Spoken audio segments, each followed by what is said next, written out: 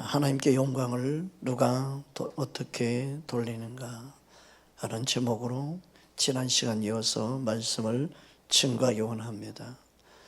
예수님을 믿는다는 것은 예수님을 아는 빛을 우리 마음에 비춰주셨기 때문인 줄 믿습니다. 그러니까 예수님을 믿는다는 것은 내가 잘나서 믿는 게 아닙니다. 주의 복음이 증거되는 곳에 영광의 빛이 비춰지고 그 빛이 우리 각 심령 가운데 비추어졌기 때문에 예수님을 믿게 된 것입니다. 그래서 그게 하나님의 은혜라고 말합니다. 주님의 은혜가 우리 안에 더욱더 진리를 아는데, 진리를 깨달은데 더 아는 빛이 비춰지기를 원합니다. 고린도후서 4장 5절 6절 말씀입니다. 우리 함께 봅니다. 우리는 우리를 전파하는 것이 아니라 오직 그리스도 예수 주 되신 것과 또 예수를 위하여 우리가 너희의 종된 것을 전파함이라. 어두운 데에 빛이 비치라 말씀하셨던 그 하나님께서 예수 그리스도의 얼굴에 있는 하나님의 영광을 아는 빛을 우리 마음에 비추셨느니라. 아멘. 우리 마음에 비쳤다는 것은 실은 우리 영에 비쳤다는 겁니다. 우리 혼에 비춘 게 아니에요. 우리 몸에 비춘 게 아니에요. 우리 마음에 비추었습니다. 그래서 하나님께 예배한 자는 영으로 예배한다. 신령과 진정으로 예배한다. 그 영이 반응하는, 그 영이 반응하기 위해서는 우리 마음이 쏟아져야 돼요. 우리 마음이 하나님을 향해야 돼요. 우리 마음이 주님께 향할 때 우리 영이 반응하는 거예요. 그런데 우리 혼의 생각, 육신의 생각들이 자꾸 영으로 반응하는 것을 방해하죠. 그래서 기도할 때도 잡생각을 막 집어넣어주고 예배할 때도 막 잡생각을 집어넣어서 영으로 반응하지 못하도록 딴 생각을 자꾸 갖게 만드는 거죠.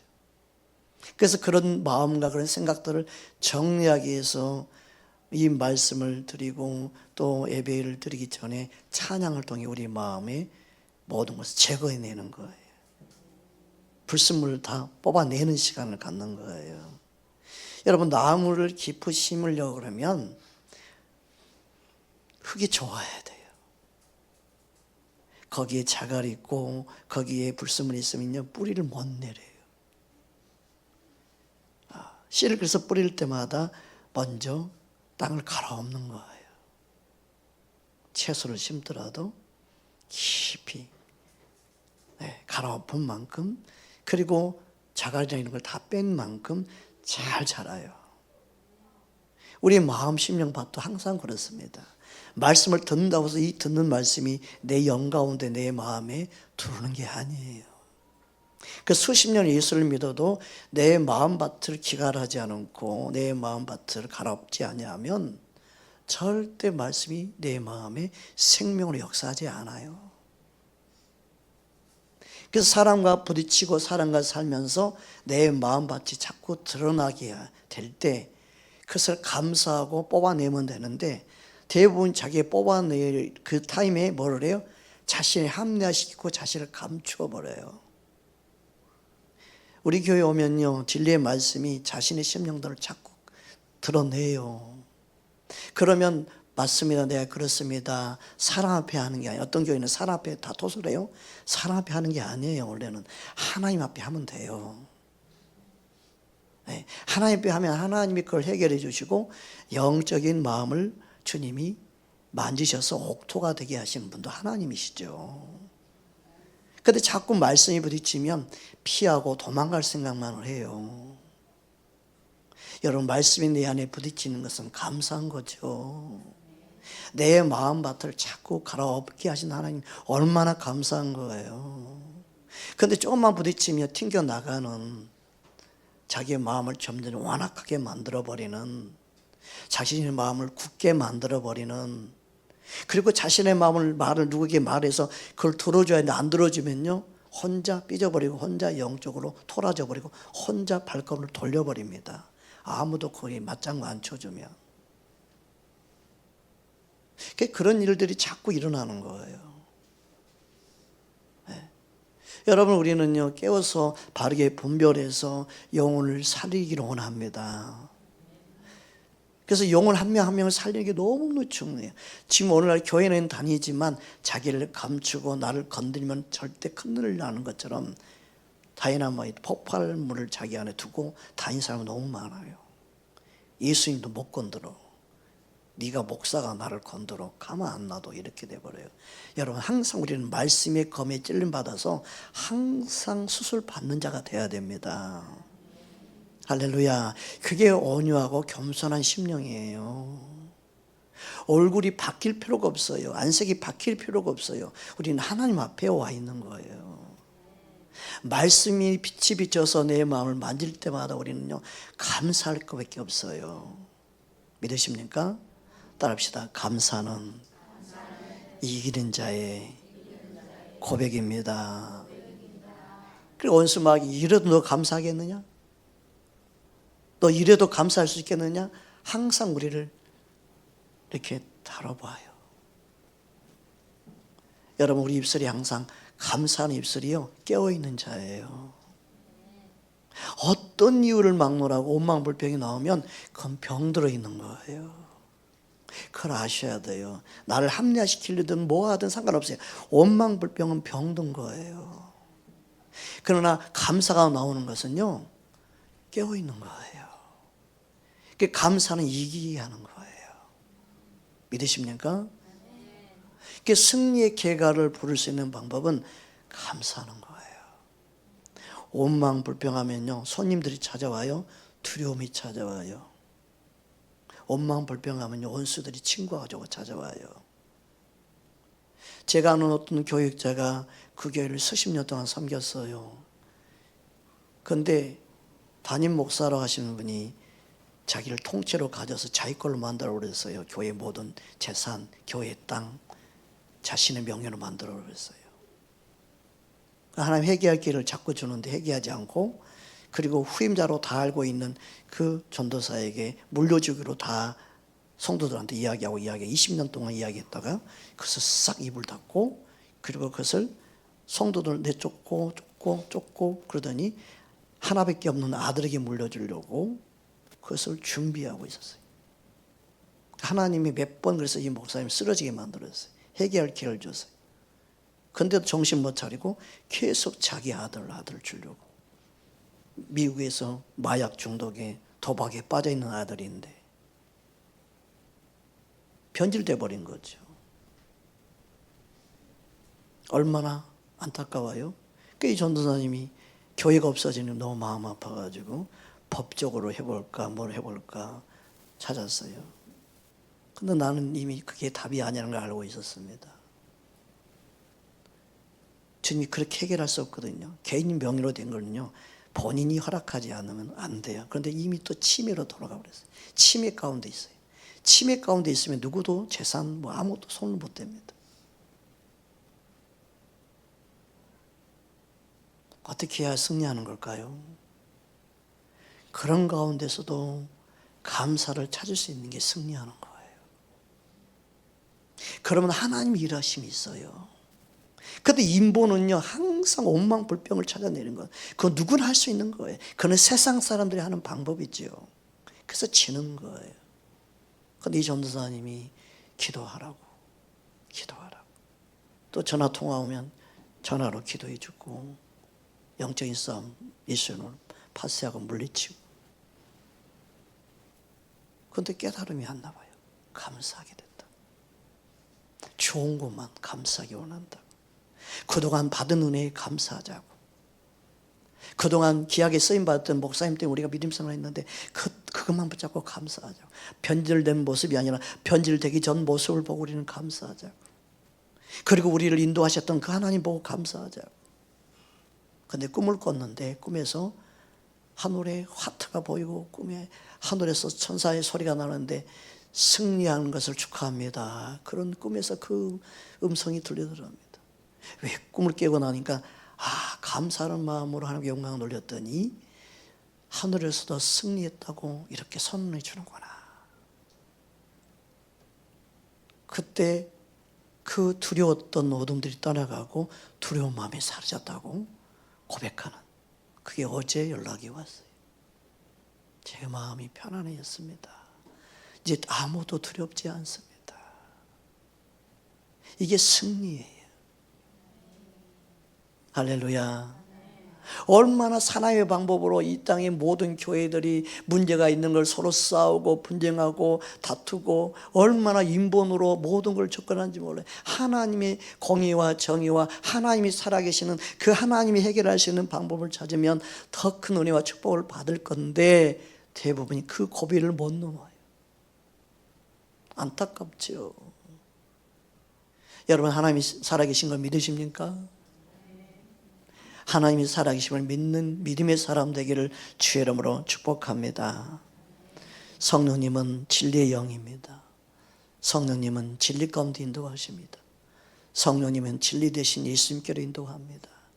할렐루야.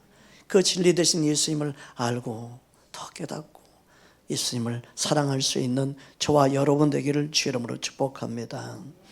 요한복음 16장 13절 14절 말씀입니다. 그러나 진리의 성령이 오시면 그가 너희를 모든 진리 가운데로 인도하시리니 그가 스스로 말하지 않고 오직 들은 것을 말하며 장래의 일을 너희에게 알리시리라. 그가 내 영광을 나타내리니 내 것을 가지고 너희에게 알리시겠음이라. 아멘. 여러분, 진리 되신 예수님을 알게 되고 깨닫게 하고 예수님께 인도하는 분은 성령님입니다. 내가 깨닫게 된다, 내가 깨달을 수 있다, 그 착각이에요. 항상 성령님이 깨닫게 하시는 거예요. 그래서 우리는요, 항상 내 안에 거하신 예수님의 영, 성령 의지해야 돼요. 옆 사람 인사합시다. 성령님을 의지하는 법을 배웁시다. 내가 벌써 말씀을 듣고 뭔가 깨달았는데 그렇게 내가 어떻게 살아, 내 힘으로 안 돼 하는 그 순간에도 성령님 도와주세요. 진리 되신 예수님 말씀대로 내가 살기 원합니다. 성령 의지할 때 성령님이 나를 도와주시는 거예요. 술, 담배 내 힘으로 끊지 못합니다. 노력해도 안 됩니다. 어디 프로그램 가서 되는 게 아닙니다. 성령님 나를 도와주세요. 진지하게 성령님을 의지하면 나의 힘으로 나의 능력으로 되지 하지만 여호와의 신으로 되느니라. 그게 진리입니다. 그래서 하나님 아버지, 예수님, 성령님이 삼위일체로 우리 한 사람을 살리기 위해서 역사하는 거예요. 어떤 분은 구약이 하나님만 믿어요. 어떤 분은 신약이 예수님만 믿어요. 어떤 분은 그냥 성령님만 믿어요. 아니에요. 삼일째 하나님 우리 가운데 역사하는 거예요. 믿으십니까? 그 진리된 성령을 알아야 예수님을 알아요. 그러니까 예수님을 아는데 어떤 사람들은 내 의지, 내 힘, 내 노력으로 예수님을 쫓아가요. 그게 뭐예요? 자기 의예요.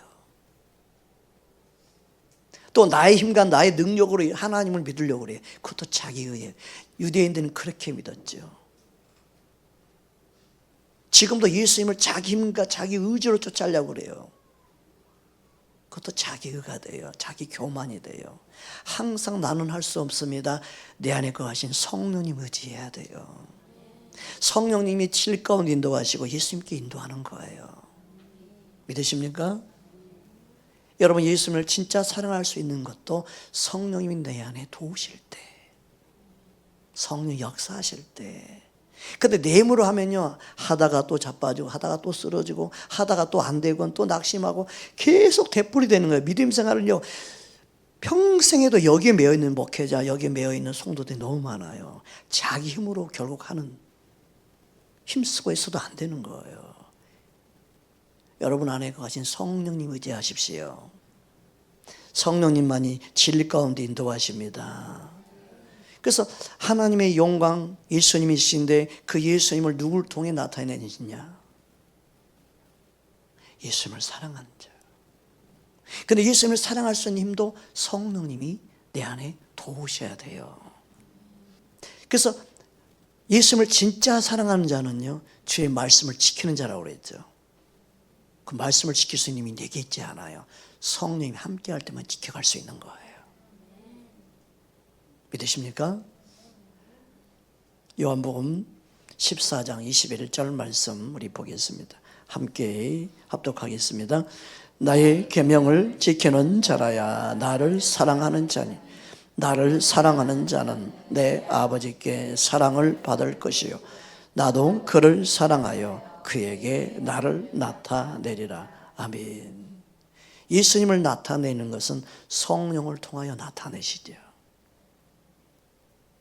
항상 우리 안에 거하시는 성령을 통하여 일하시는 거예요. 예수님의 영광을 보기 원한다면 우리 안에 거하신 성령님과 친밀해져야 되죠. 예수님이 우리를 통해 나타내기 원하십니다. 그래서 예수님을 사랑하는 자는 결국 말씀을 붙잡는 자고 말씀을 의지하는 자고 말씀을 지키는 자라는 거예요. 근데 그것을 내 힘으로 어떻게 이렇게 하니까 접근을 못하는 거예요. 성령님 따라하세요. 성령님 도와주세요. 아멘. 그러면 성령이 즉각적으로 우리를 도우십니다. 즉각적으로 우리를 돕는, 그래서 돕는 보혜사라고 그러는 거예요. 성령님이 돕기 위해서 내 안에 거하시는데 오늘날 많은 성도들이 성령 하면 그냥 은사만 생각해요. 어떤 능력만 생각해. 아니요. 성령은 인격이십니다. 예수님과 동일한 인격이십니다. 예수님의 영입니다. 인격은요 뭐예요? 도움을 청할 때 도와주는 게 인격이에요. 인격은요 말할 때 답변해주고 말할 때 부탁할 때 그리고 그 의견을 들어주는 게 인격이에요. 그래서 성령의 도우심을 구할 때 성령님은 보혜사, 나를 돕는 자로 오신 성령님이 내 안에 역사할 수 있는 거예요. 이 놀라운 이 축복을요 성령을 은사로만 고정시켜버렸고 어떤 능력으로만 고정시켜버렸고 그래서 성령의 도우심을 못 받은 성도들이 너무 많아요. 또 성령이 너무 한쪽에 치우쳐가지고 뭐 영성 뭐 은사해가지고 또 이상한 쪽으로 너무 기울어지고. 여러분 우리는요 말씀 그대로 행할 때 우리 유익하게 됩니다. 하나님은 우리에게 유익하게 하시는 가장 좋은 걸 주시기 원하시는 좋으신 아버지입니다. 우리 이 사실을 알고 믿음 생활에 얼마나 감사한지 몰라요. 얼마나 기쁜지 몰라요. 여기 있는 분들만 바르게 반응하면요 새로 오신 분들 누가 오든 한 사람 한 사람을 잘 케어하고 이끌어 줄 수 있어요. 거기에 맞장구 치울 이유도 없고 거기에 뭐 흔들릴 이유도 없고. 근데 아직도 여러분이 이곳에 있으면서 진리를 따르지 못하고 주님의 뜻이 무엇인지 모르고 누가 무슨 말하면 거기에 맞장구 쳐주고 같이 원망불평하고 그러면 어떻게 될까요? 여러분은 그동안 들었던 말씀 때문에 살 수 있는데 같이 맞장구 치고 원망불평하고 그러면 그는 죽어버려요. 온 지 얼마 안 됐기 때문에. 살 것 같은데 그 말에 동의만 해줘도 그냥 죽어버려. 에이 나는 그런 교회 안 다녀. 이렇게 마음을 닫아버리는 거예요. 그 여러분만큼은요 먼저 와 있는 자들은요 새로운 사람하고 절대 원망불평을 같이 하면 안 돼요. 거기에 맞장구 쳐주면 안 돼요. 들어서 잘못된 거 그 기도로 이기시길 바라요 라고 끊어주지 못할 망정 절대 맞장구 치면 살 것 같은데 우리 사람 생각으로는 그 말을 들어줬으니까 그가 살 것 같죠. 절대 안 그래요. 혼자 나자빠져 버려요. 이게 영적인 싸움이라 그래요. 그러니까 여러분 인본으로 반응하면 안 돼요. 새로운 사람일수록 여러분이 항상 그들이 어떤 말을 해도 맞장구 쳐주면 안 돼요.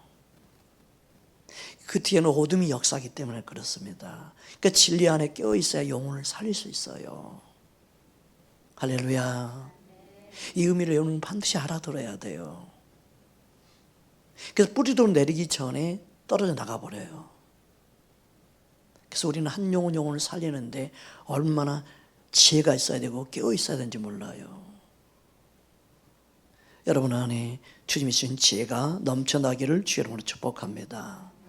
예수님이 말씀하신 이 열매가 얼마나 중요한지 우리는 사랑의 열매를 맺기 원합니다. 요한복음 15장 7절 8절 우리 보겠습니다. 우리 함께 합독하겠습니다. 너희가 내 안에 거하고 내 말이 너희 안에 거하면 무엇이든지 원하는 대로 구하라. 그리하면 이루리라. 너희가 열매를 많이 맺으면 내 아버지께서 영광을 받으실 것이요 너희는 내 제자가 되리라. 아멘. 우리는 하나님께 영광을 돌리는 자로 부르셨습니다. 그 지난 시간에 예수님을 주로 시인하며 영광 돌린다고 말씀을 나눴습니다. 빌립보서 2장 11절 말씀입니다. 우리 함께 합독합니다. 모든 입으로 예수 그리스도를 주라 시인하여 하나님 아버지께 영광을 돌리게 하셨느니라. 아멘. 그래서 하나님 아버지는 예수의 이름 때문에 영광을 받으신다. 우리는 우리 이름이 아닌, 우리 이름 때문에 영광받는다 생각하고 우리 이름을 드러내려고 그래요. 올림픽 가서 금메달 따서 내 이름을 드러내면 하나님 영광받는다 생각해요. 안 그렇습니다. 예수 이름 때문에 영광받습니다. 우리는 예수 이름을 드러내는 자가 돼야 되죠. 제가 어릴 때요, 자꾸 교회에서 금메달 따서 하나님께 영광 돌리고 예수를 잘 믿어 저렇게 금메달 따고 막 그런 자리에서 내가 목사 안 되고 내가 금메달 따려면 운동을 해야 되나? 그럼 하나님께 영광 돌리는 거잖아요. 그럼 내가 운동선수 돼야겠네요. 한때 운동을 열심히 한 적이 있어요. 운동에서 금메달 따면 하나님께 영광 돌리는지 알고, 그러면 나머지 사람들은 운동선수가 아닌데 어떻게 영광 돌리나? 다 올림픽 갔다 왔나? 어린 마음에 그런 적이 있었어요. 여러분, 금메달 딴다고 영광 돌리는 게 아니라 예수 이름을 높일 때, 예수 이름을 시인할 때, 예수 이름을 주라고 인정할 때 하나님 영광 받으신다는 거예요. 할렐루야. 우리는 이 사실을 기억해야 됩니다. 예수님 때문에 영광 받으시는구나. 예수님 때문에 응답하시고 예수님 때문에 하나님 일하신다는 거 믿으십니까? 요한복음 14장 13절 14절 말씀을 함께 나누었습니다. 우리 함께 보겠습니다. 너희가 내 이름으로 무엇을 구하든지 내가 행하리니 이는 아버지로 하여금 아들로 말미암아 영광을 받으시게 하려 함이라. 내 이름으로 무엇이든지 내게 구하면 내가 행하리라. 여러분, 예수 이름 때문에 영광을 받으시고 예수 이름 때문에 하나님이 일하시고 예수님 때문에 하나님이 행하신다는 거예요. 놀랍지 않습니까? 하나님은 예수 이름으로 영광 받으십니다. 그 예수 이름을 나타내는 자, 예수 이름을 시인하는 자, 예수님이 예수님을 주인으로 고백하는 그들 통해 영광 받으시는 거예요. 그러면 예수 이름을 어느 때 우리는 드러낼 수 있어요? 좋을 때에만 드러낸 게 아니죠. 가장 영광스러운 것은요, 예수 이름 때문에 욕을 먹을 때, 예수 이름 때문에 멸시받을 때, 예수 이름 때문에 비난받고 고난받을 때, 예수 이름 때문에 그리스도인이라는 것 때문에 치욕받을 때 하나님 영광 받으셔요. 가장 영광 받으시는 순간은요, 예수님을 위해 순교당할 때.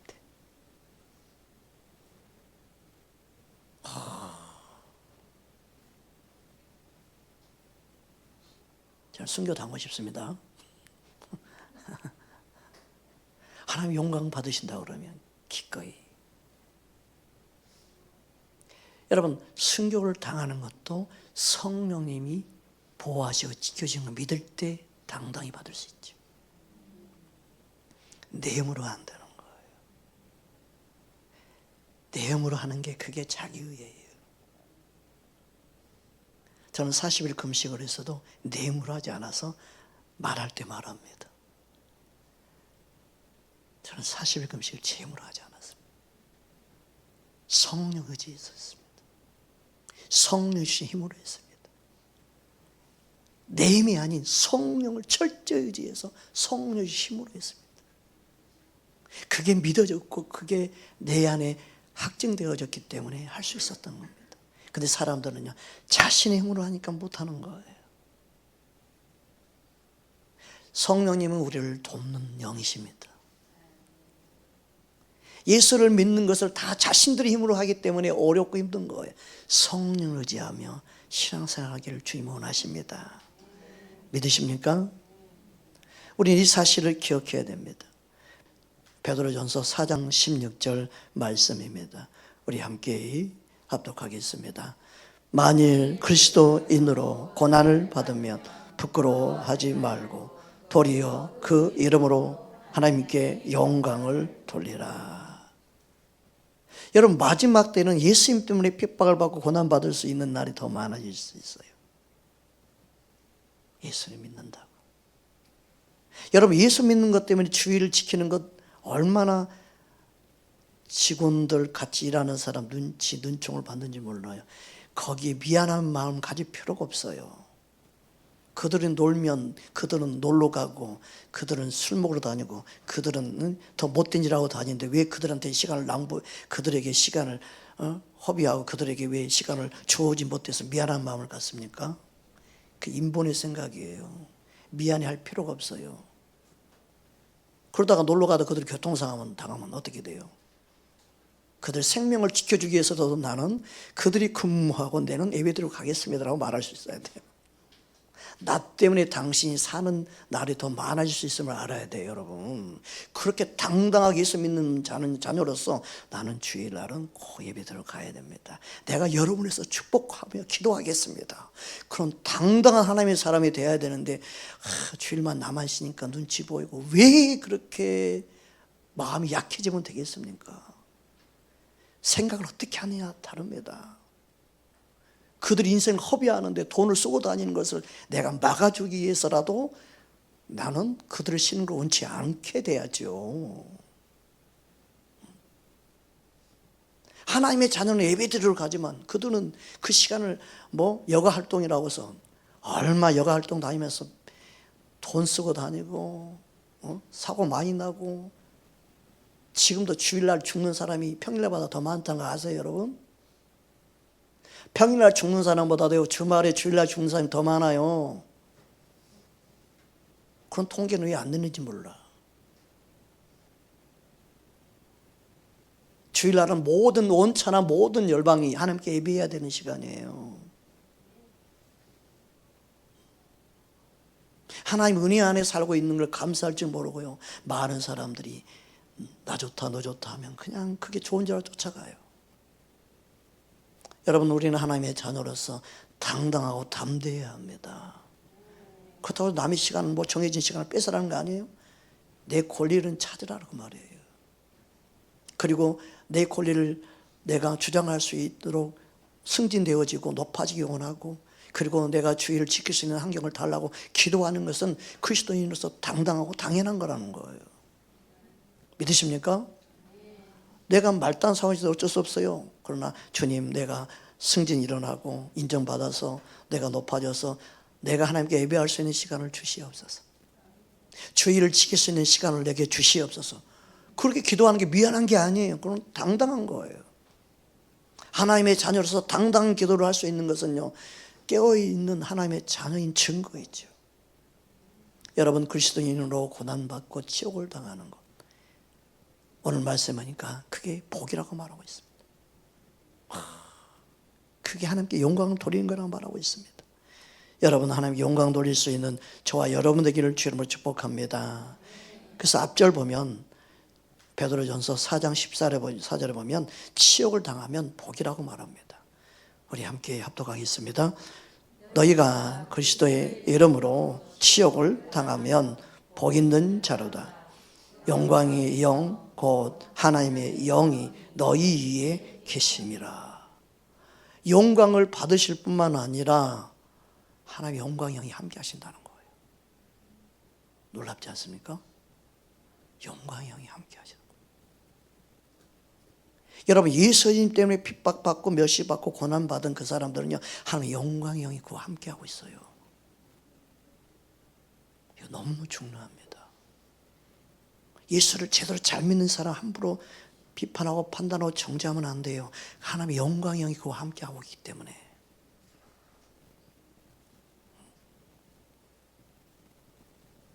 우리는요, 믿음의 눈으로 무엇이 복된 것인지, 무엇이 하나님께 영광 돌리는지 알아야 합니다. 마지막 때에 불같은 시험이 올 때 더 그렇습니다. 점점점 더 그렇습니다. 지금 분위기는 꼭 주일날 예배만 드려야 되냐? 평일날도 예배 드리면 되지. 당연히 드려도 되죠. 그러니까 주일 예배 드리는 게 점점 이제 등한이 될 겁니다. 등한이. 토요일날 예배 드리는 날, 수요일날 평일 예배 드리는 날, 그것도 이제 예수님 안에 자유라 그러면서 인본의 생각이 점점 들어와서 주일 예배 드리는 데가 이제 찾기 어려워질지 몰라요. 다음 세대 우리 지영쌤, 네, 여러분 세대는 그럴 때가 올지 몰라. 알아야 됩니다. 세상이 어떻게 돌아가는지.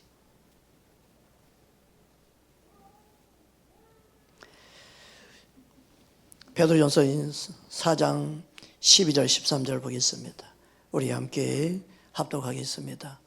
사랑하는 자들아, 너희를 연단하려고 오는 불시험을 이상한 일 당하는 것 같이 이상히 여기지 말고 오히려 너희가 그리스도의 고난에 참여하는 것으로 즐거워하라. 이는 그의 영광을 나타내실 때 너희로 즐거워하고 기뻐하게 하려 함이라. 아멘. 그러니까 우리 새벽교회는 가면 갈수록 세상에 핍박받는 길로 가고 있는 거예요. 가면 갈수록 세상에서 좁은 길로 가고 있는 거예요. 가면 갈수록 세상과 멀어지는 길로 가고 있는 거예요. 어떻게 보면. 여러분, 우리는 세상 따라가면 안 됩니다. 항상 예수님 따라가기 원합니다. 그래서 이 세상에서 예수를 잘 믿는다는 것은 예수님 때문에 미움받는 거죠. 예수님 때문에 멸시받는 거예요. 예수님 그것을 미리 가르쳐 주었습니다. 마태복음 10장 22절입니다. 함께 합독하겠습니다. 또 너희가 내 이름으로 말미암아 모든 사람에게 미움을 받을 것이나 그까지 견디는 자는 구원을 받으리라. 세상에서는요, 미움받게 되어 있어요. 그 예수 믿는 자의 진짜 정체성이에요. 그리스도인의 진짜 정체성은 이 세상에서 미움받게 되어 있다는 거예요.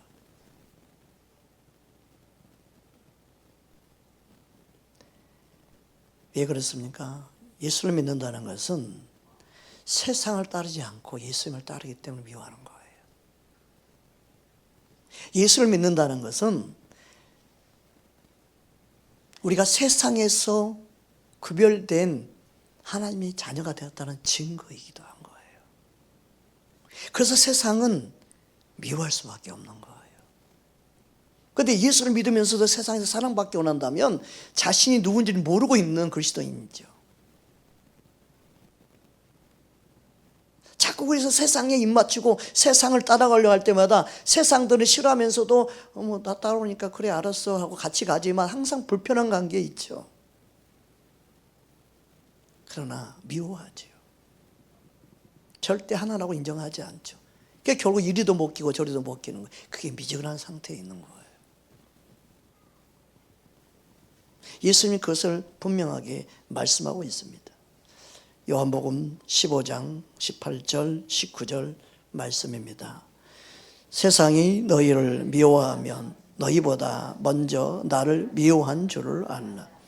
너희가 세상에 속하였으면 세상이 자기의 것을 사랑할 것이나 너희는 세상에 속한 자가 아니요 도리어 내가 너희를 세상에서 택하였기 때문에 세상이 너희를 미워하느니라. 여러분, 우리는 예수님께 속한 자이기 때문에 세상이 미워합니다. 제가 말씀을 전할 때 어떤 사람들은 비판처럼 비판한다. 어떤 사람은 정죄한다. 그 다 오해에 사서 그러는 거예요. 비판이 뭔지 정죄가 무엇인지 몰라서 그러는 거예요. 누가복음 6장 37절 말씀입니다. 우리 함께 합독합니다. 비판하지 말라. 그리하면 너희가 비판을 받지 않을 것이요. 정죄하지 말라. 그리하면 너희가 정죄를 받지 않을 것이요. 용서하라. 그리하면 너희에게 용서를 받을 것이요. 이 비판과 정죄라는 단어가 한국어로 제일 알아듣기 어려운 단어 중에 하나입니다. 비판에는 헬라어는 크리노라는 단어인데 재판하지 말라라는 재판적 용어에 소속됩니다. 분리하지 마라, 결정하지 마라, 비판하지 말라가 아니라 재판하지 말라, 이 용어로 사용되어야 합니다. 또 정죄는 선고하지 마라, 재판에서 유죄 선고하는 걸 말하는 거예요. 그 의미로 쓰여진 단어입니다. 표준 세번역 성경으로 보면 다음과 같이 말씀하고 있습니다. 함께 합독하겠습니다. 남을 심판하지 말아라. 그리하면 하나님께서도 너희를 심판하지 않으실 것이요. 남을 정죄하지 말아라. 그리하면 하나님께서는 너희를 정죄하지 않으실 것이다. 남을 용서하여라. 그리하면 하나님께서도 너희를 용서하실 것이다. 세상에서 고소를 하고 재판하는 목적은 문제 해결처럼 보이잖아요. 근데 실은 재판을 하고 고소를 하게 되면 문제 해결이 목적이지만 결국 재판을 하고 고소하는 이유와 목적은 실제로 뭐예요? 나는 다시 당신을 보지 않겠다는 의미예요. 나는 다시는 당신과 상관없는 존재다. 당신과 나는 끝이다는 거예요. 그 의미가 세상 고소하는 것이고 재판하는 거예요.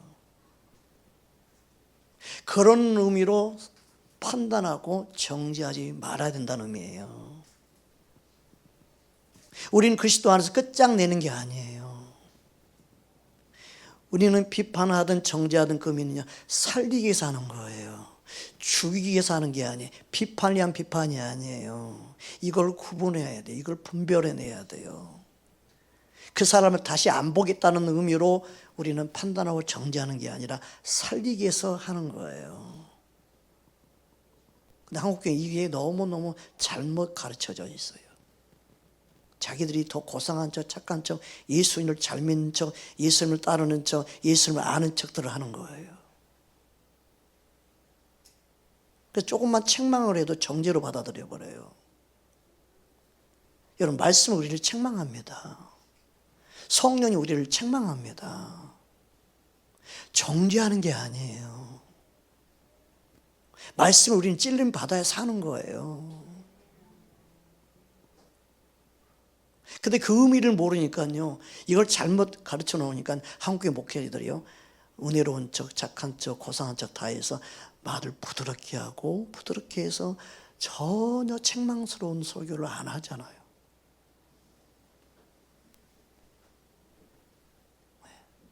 살짝만 해도 아파요? 죄송해요. 살짝만 됐는데 아파요? 미안해요. 이렇게 반응하기 원하잖아요.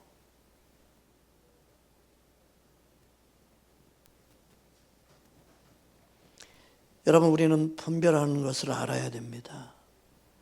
우리는 말씀을 통하여 알아야 합니다. 더 깊이 깨달아야 합니다.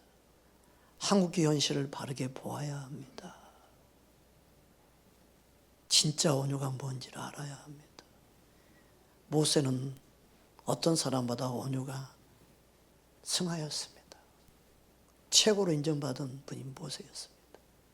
혈기등등했던 모세가. 그 온유는요, 하나님 말씀에 순종하는 거였습니다. 하나님 말씀대로 전하는 거였습니다. 하나님의 뜻을 나타내는 것이었습니다. 그러니까 오늘날 온유는 뭐예요? 부드럽게 설교하면 온유래. 그건 가짜 온유예요.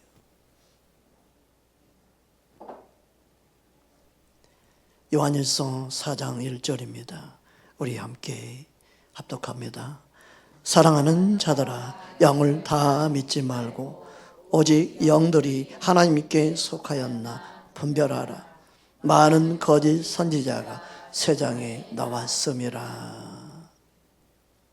그래서 우리는요, 비판 정죄가 아니라 분별하도록 말씀으로 책망하고 세워가는 거죠.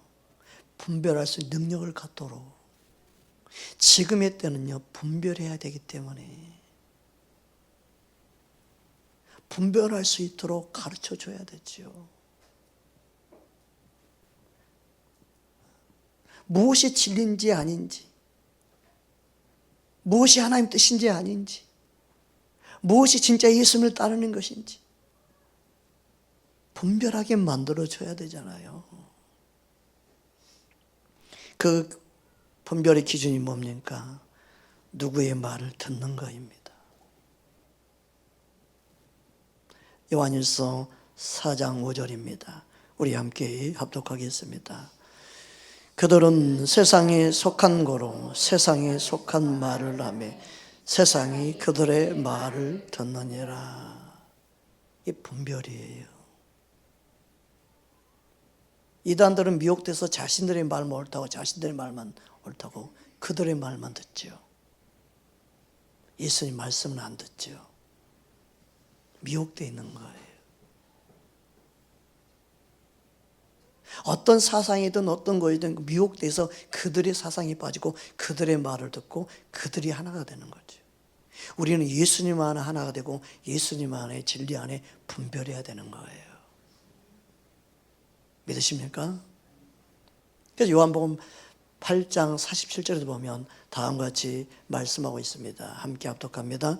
하나님께 속한 자는 하나님의 말씀을 듣나니 너희가 듣지 아니함은 하나님께 속하지 아니하였음이로다. 아멘. 듣지 못하는데 듣게끔 하려고 애를 쓰니까 힘들어요. 서로 듣는 척 해주는 것도 힘들고 또 듣는다고 인정해 주는 것도 힘들고 믿음이 없는데 믿음 있다고 인정해 주는 것도 힘들고 서로 그럼 피곤해요. 근데 오래 못 가죠. 그럼 오래 동의 못 해요. 결국은 드러나거든요. 결국은 틀어지게 돼 있어요. 엇박자가 나요. 여러분, 지적한다고 해서 정죄가 아니에요. 여러분, 책망한다고 해서 정죄가 아니에요. 부모가 사랑하니까 자녀들에게 말할까 말까 고민하다가 여보 당신이 진짜 나한테만 나 시켜. 당신이 왜 말 좀 해. 그러다가 말할 때가 오죠. 미워서 그래요? 사랑하니까 말하는 거 아니겠어요? 그것을 모르면 어찌 주님의 마음을 알겠습니까? 성령님은요, 책망하는 영입니다. 성령님은 우리를 책망합니다. 요한복음 16장 8절입니다. 우리 함께 합독합니다. 그가 와서 죄에 대하여, 의에 대하여, 세상 심판에 대하여 세상을 책망하시리라. 아니, 세상이 듣지 못하는데 세상을 책망하는 영이 성령님이에요. 성령 충만하게 되면요, 결국 말하게 되어 있어요. 말을 해주게 되어 있어요. 듣든 아니 듣든. 사랑하니까 자녀들에게 말해주는 거예요. 굳이 숨기려고 하지 않는 거예요. 숨기면 어둠만 틈탑니다. 다 드러낼 수 있고 말할 수 있고 당당할 수 있을 때 이길 수 있습니다. 여러분, 끌려다니지 마십시오. 끌려가지도 마십시오. 당당하게 아닌 건 아니라고 말하고, 그렇게 못한 건 못한다고 말하고, 세상을 두려워하지 마십시오. 말씀 따라가면 사는 겁니다. 예수님 따라가면 사는 겁니다. 잠언 1장 23절에 26절 말씀입니다. 우리 함께 합독하겠습니다. 나의 책망을 듣고 돌이키라. 보라, 내가 나의 영을 너희에게 부어주며 내 말을 너희에게 보이리라. 내가 불렀으나 너희가 듣기 싫어하였고 내가 손을 폈으나 돌아보진 자가 없었고 도리어 나의 모든 교훈을 멸시하며 나의 책망을 받지 아니하였는지. 너희가 재앙을 만날 때 내가 웃을 것이며 너희에게 두려움이 임할 때 내가 비웃으리라. 하나님이 재앙 만날 때까지 기다리는 의미가 아니에요. 그러기 전에 내 음성을 듣고 돌이키라는 거죠. 재앙을 만날 때 얼마나 주님 마음은 더 아프시겠습니까? 재앙을 만나기 전에 돌이키고 나는 게 아버지의 마음입니다. 아니 지금 재앙 만나 있느냐, 아니 지금 두려움에 떨고 있느냐, 지금이라도 돌이키라는 것이 아버지의 마음입니다. 끝까지 하나님 우리를 살리기 원하시는 좋으신 아버지입니다. 우리는 이 사실을 기억해야 됩니다. 자녀들 인생이 뻔히 고생길이 뻔히 보이고 어려운 길 뻔히 보이는데도 막지 않는다. 그건 진정한 사랑이 아닙니다. 그건 사랑이 아닙니다. 최소한 이것만큼 해결돼야 내가 허락하겠다. 내가 최소한 이것만큼은 내가 해야만이 내가 결정해 주겠다. 내 자녀가 고생하고 나는 볼 수가 없어. 그렇다면 답이 보인다면 말할 수 있어야 되죠. 철없는 자녀들은 방방 뛰고 난리가 쳐도 아닌 거 아니다 하고 부모가 단호하게 말해줄 때 그가 깨닫겠죠. 깨달을 때가 오지요. 그건 정죄가 아니에요. 사랑하기 때문에 말하는 것이 왜 정죄입니까? 우리는 주님 안에서 믿음으로 반응하기 원합니다. 다른 사람을 정죄하고 판단하면 혹시 나도 그럴까? 나도 그런 마음에 미리 치고 들어가는 사람이 너무 많아요. 자신을 미리 보호하기 원해서. 그러면 안 돼요. 우리 교회는 그런 교회가 아니에요. 우리 교회는 그런 시시한 그런 교회가 아니에요. 육신으로 반응하는 그런 교회가 아닌데 자신들의 수준으로 반응해서 정죄와 판단하는 본인이 그렇게 생각하니까 그렇게 말하고 행동하는 거 아니겠어요? 여러분, 우리는 하나님 말씀을 그대로 받아들일 때 하나님 영광 돌리는 겁니다. 하나님 말씀에 아멘할 때 하나님 영광 받으시는 거예요. 고린도후서 1장 20절 말씀입니다. 우리 함께 합독합니다. 하나님의 약속은 얼마든지 그리스도 안에서 예가 되니 그런즉 너무로 말미암아 우리가 아멘하여 하나님께 영광을 돌리게 되느니라. 아멘. 하나님 말씀이라면 3살 먹은 어린이가 전해도 아멘 하는 게 겸손입니다. 목사라 할지라도요, 초신자가 하나님 말씀을 말하면 아멘 맞습니다. 그게 하나님 말씀인데 어떻게 그걸 말해요? 아멘 아멘 아멘 아멘. 전 따따블로 아멘 해줍니다. 믿음 없는데 어떻게 그 말씀을 어떻게 들어서 전해요? 아멘 아멘 아멘. 그런데 모르고 전해요.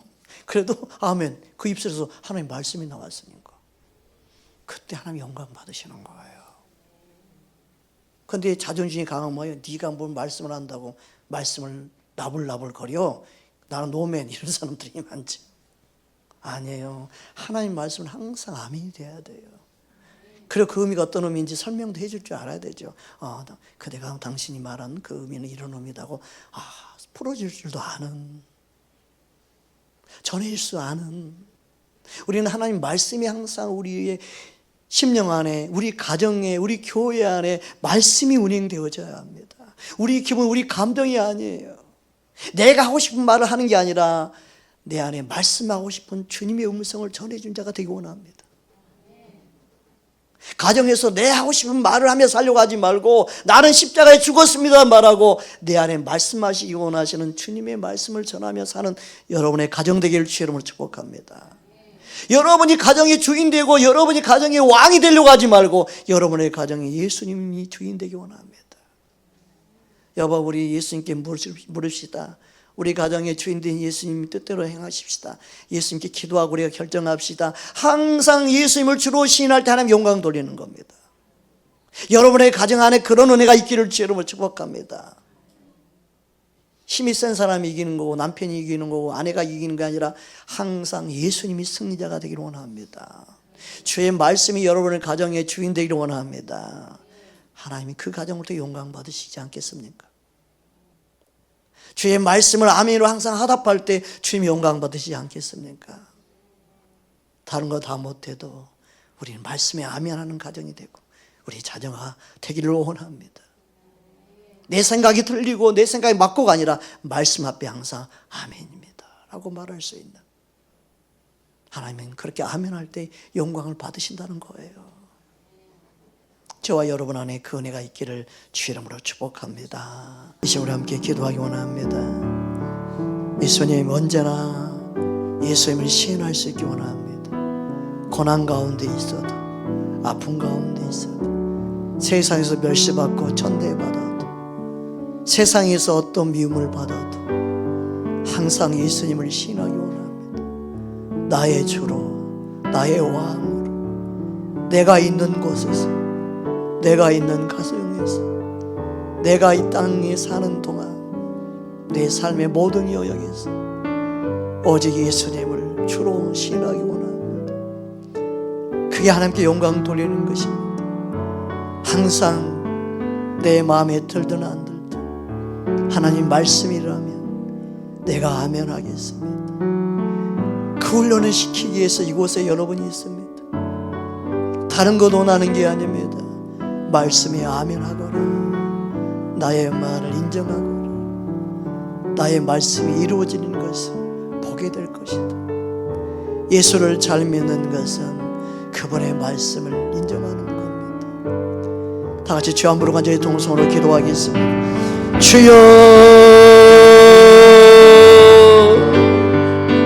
예수님 임하시옵소서.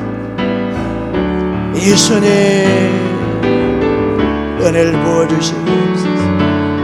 주의 말씀에 두려워 떠는 자 되게 하여 주옵소서.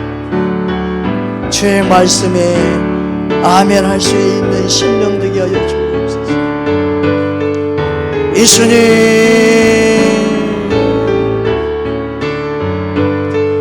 예수님,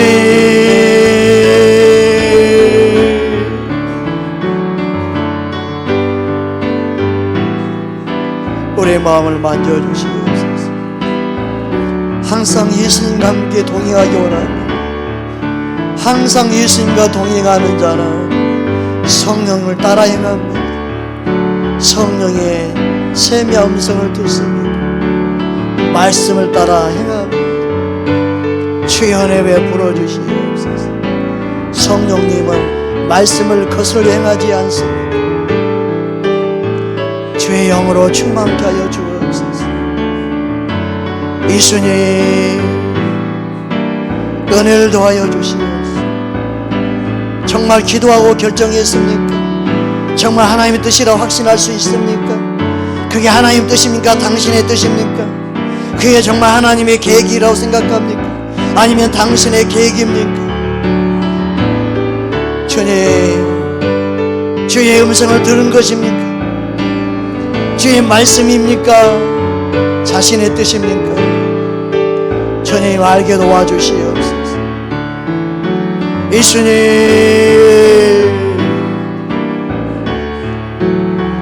은혜를 부어주시옵소서.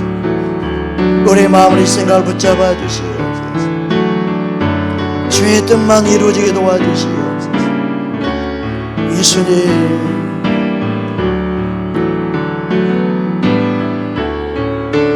주의 영광 받아 주옵소서. 감사합니다. 예수님만이 나의 주인됨을 고백합니다. 항상 말씀에 아멘 할 수 있도록 내 심령밭을 만져주옵소서. 그래서 하나님께만 영광 돌리게 도와주옵소서. 우리 안에 오직 주의 영이 운행하게 하셔서 주님의 사랑으로 반응할 수 있는 은혜를 부어주시옵소서. 부모는 자녀를 책망할 때 마음이 아플 때가 많습니다. 영적인 부모도 마찬가지입니다. 말 한마디 할 때마다 아플 때가 많습니다. 근데 그것도 사랑으로 받지 못하고 오해할 때 더더욱 아픕니다. 주님의 마음은 얼마나 아프실까요? 얼마나 주님의 마음을 아프실까요?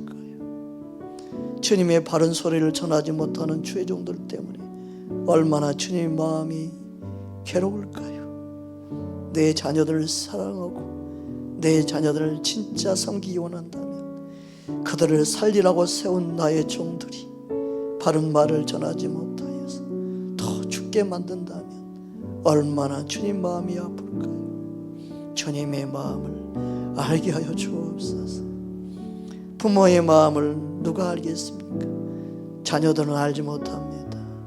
결혼해서 자녀를 낳고 살아갈 때, 그때 비로소 부모의 마음을 압니다. 주님, 우리에게 하나님 아버지의 마음을 부어주시옵소서. 아버지의 마음을 알 수 있는 은혜를 부어주시옵소서. 말씀이 말씀되어지게 하시고 말씀 앞에 항상 아멘 되어질 수 있는 심령 되게 하여 주옵소서. 주 앞에 귀한 예물 올려드립니다. 드린 손길 심령 가정 은혜를 부어주시옵소서. 귀한 예물 드린 그 심령 가운데 더 큰 은혜의 담비를 부어주시고 하나님을 아는 빛, 예수님을 아는 빛을 비춰주셔서 예수님을 더 온전히 따르게 하여 주시고 주님의 마음을 시원케 하는 심령 되게 하여 주옵소서. 귀한 예물을 쓰이는 곳마다 하나님 나라가 확장되게 하시고 하나님의 뜻이 아름답게 이루어지게 하여 주옵소서. 이제는 우리 주 예수 그리스도의 은혜와 변함없는 하나님의 사랑과 성령의 교제가 또 충만하시고 오늘 말씀을 듣고 주의 말씀대로 살기 원하며 아멘하여 하나님께 영광 드리기 원하는 심령과 가정과 몸된 교회와 열방에 흩어져 있는 하나님의 사람들 머리머리에 이제부터 영원토록 함께 있을지어다. 아멘.